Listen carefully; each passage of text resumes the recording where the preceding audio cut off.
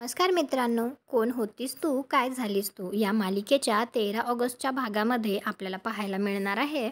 ज्या दिवशी मंदिरामध्ये चोरी झालेली असते त्यावेळीचा व्हिडिओ कावेरी मोबाईलमध्ये बघत असते आणि तो व्हिडिओ बघून तिच्या लक्षात येतं की अमृतानेच तो हार चोरून माच्या पिशवीमध्ये टाकला होता.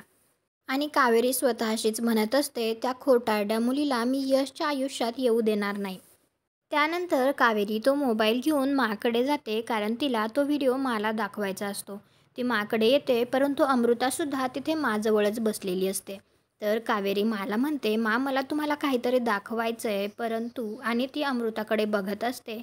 तर लगेच माच्या लक्षात येतं आणि मा म्हणते, अमृता आता धर्माधिकाऱ्यांची होणारी सून आहे, त्यामुळे ती कुठेच जाणार नाही. तर अमृता तिच्यासमोरच माला तो व्हिडिओ दाखवते आणि तो व्हिडिओ मा अमृताला सुद्धा दाखवते. त्या दोघी मिळून बघतात.